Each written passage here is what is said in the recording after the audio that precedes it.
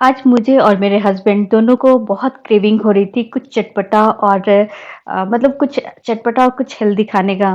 तो आज मैं बना रही हूँ ये मूँग दाल पकौड़ा चाट। बहुत अच्छी रेसिपी है पर खाकर बहुत ही मज़ा आ गया। तो यहाँ पर हस्बैंड को मैंने लगा दिया है चॉपिंग में।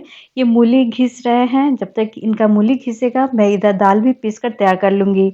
तो मैंने यहाँ पे थोड़ा-सा लिया है चना का दाल और मूँग की दाल। दोनों को मैंने 5 से 6 घंटे पहले पानी में सोख करके रख दिया था। तो सबसे पहले हम मिक्सी जार में डालेंगे मूँग की दाल।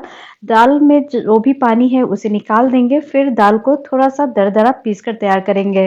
तो सबसे पहले मैं मूँग की दाल को पीस रही हूँ और क्वांटिटी में जैसे आप 400 ग्राम मूँग की दाल ले रहे हैं तो 100 ग्राम आप चना का दाल लीजिए। यानी क्वांटिटी चना दाल का थोड़ा कम रहेगा मूँग दाल के कंपैरिज़न। मूँग दाल जब पीस जाए, अब चना दाल को भी मैं इसी तरह से बिना पानी के ही पीस कर तैयार कर रही हूँ। दोनों दाल को आपस में मिक्स कर लेंगे और इसे थोड़ी देर हम हाथों से फेंटेंगे ताकि ये दाल जो है वो बिल्कुल सॉफ्ट हो जाए। दाल को आप जितनी अच्छी तरह से फेंटेंगे उतना ही ये लाइट होगा और उतना ही अच्छा इसका पकौड़ा तैयार होगा। तो यहाँ पर मैंने एक ही डायरेक्शन में दाल को घुमाते हुए फेंट लिया है। अब इसका जो थिकनेस है वो थोड़ा-सा पतला हो जाएगा और ये बहुत लाइट हो गया है। तो अब हम इसमें थोड़े से इंग्रेडिएंट और ऐड करेंगे। तो यहाँ पर मैंने चॉप कर लिया था थोड़ा-सा फ्रेश धनिया पत्ता। तो आप जितना धनिया पत्ता रखना चाहते हो उस अनुसार इसमें ऐड कीजिए। तीखे के अनुसार हरी मिर्च डाल दीजिए। आप इसमें अदरक भी डाल सकती हैं। अब मैं इसमें थोड़ा-सा प्याज़ डाल रही हूँ। वैसे प्याज़ डालना बिल्कुल ऑप्शनल है। बिना प्याज़ का भी आप इसे बना सकते हैं, बहुत अच्छा बनेगा। सबको अच्छी तरह से डालकर इसे एक ही डायरेक्शन में घुमाते हुए मिक्स कर लेंगे। अब जो इसके स्वाद को और भी बढ़ाएगा वो है स्वाद अनुसार नमक। नमक डाल दीजिए और इसमें थोड़ा-सा हींग डाल दीजिए। मतलब डाइजेशन के लिए हींग बहुत अच्छा होता है। वैसे भी हम जब पकौड़ा वगैरह बनाते हैं तो उसमें अजवाइन या हींग का यूज़ करते ही हैं। तो इसमें हींग डालने के बाद इसे अच्छी तरह से एक ही डायरेक्शन में चलाते हुए फेंट लीजिए। वापस से दाल को मैंने चेक किया है पानी में डालकर, ये बिल्कुल फ्लफ़ी बन गया था और बहुत ही लाइट बना था। अब इधर मैंने सरसों का तेल रख दिया था गरम होने के लिए। तो ये मीडियम फ्लेम पर थोड़ा-सा गरम हो चुका है, बहुत ज़्यादा इसे हाई हीट पे नहीं गरम करना है। अब छोटे-छोटे से पकौड़े हम तेल में डालेंगे और इसके गोल-गोल पकौड़े बनाकर तैयार कर लेंगे। तो यहाँ पर आप चाहे तो किसी चम्मच से भी डाल सकते हैं, वैसे हाथ से डालेंगे तो बहुत ही गोल-गोल और सुंदर पकौड़ा बनकर तैयार होगा। तो तेल को बहुत ज़्यादा हाई हीट पे गरम नहीं करना है। अब छोटे-छोटे से पकौड़े हम डालेंगे और इसे आप चाहे तो चम्मच से भी डाल सकते हैं। तो ये सेफ साइड के लिए है, वैसे हाथ से डालेंगे तो पकौड़े का शेप बहुत ही अच्छा बनता है और ये बिल्कुल लाइट बना है, इसका जो बैटर है, इसलिए पकौड़े का शेप बिल्कुल गोल-गोल आएगा। तो यहाँ पर मैंने एक बैच पहले तल के तैयार कर लिया है। अब इसी पकौड़े को मैं सर्व करने से पहले एक बार और तलूँगी, तो इससे इसका क्रिस्पनेस और भी बढ़ जाएगा।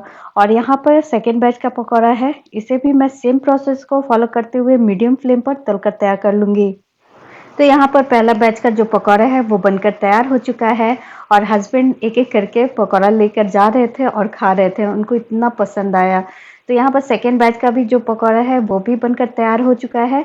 आप इसे हरी चटनी या फिर केचप के साथ इस तरह से भी खा सकते हैं, पर मैं इसका चाट बनाऊँगी, तो पहले मैं असेंबल करूँगी इसे प्लेट में, फिर इसके साथ कुछ चटनी ऐड करूँगी।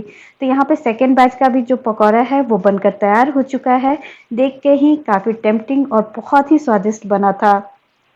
तो थोड़े से पकौड़े मैंने प्लेन रखा है और थोड़े से पकौड़े मैं बना रही हूँ मूली घिसकर।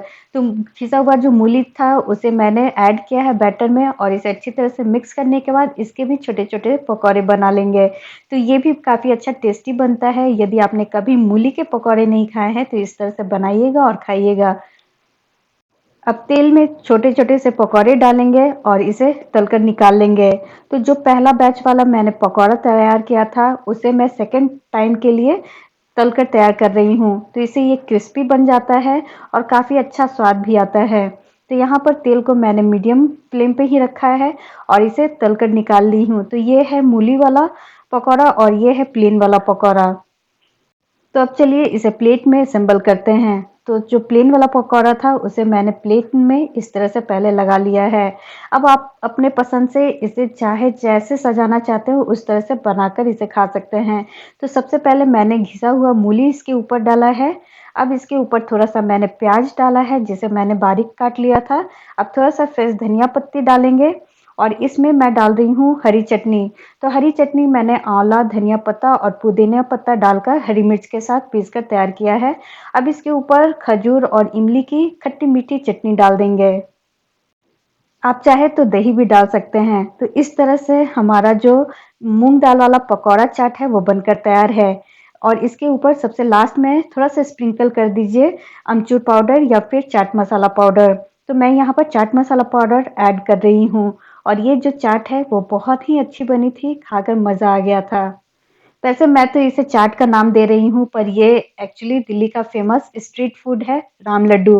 रेसिपी पसंद आए तो प्लीज़ लाइक कर दीजिएगा, ज़्यादा से ज़्यादा इसे फैमिली और फ्रेंड के साथ शेयर भी कीजिएगा। चलिए मिलती हूँ ऐसी मज़ेदार नए रेसिपी के साथ, तब तक के लिए keep watching guys, bye, take care.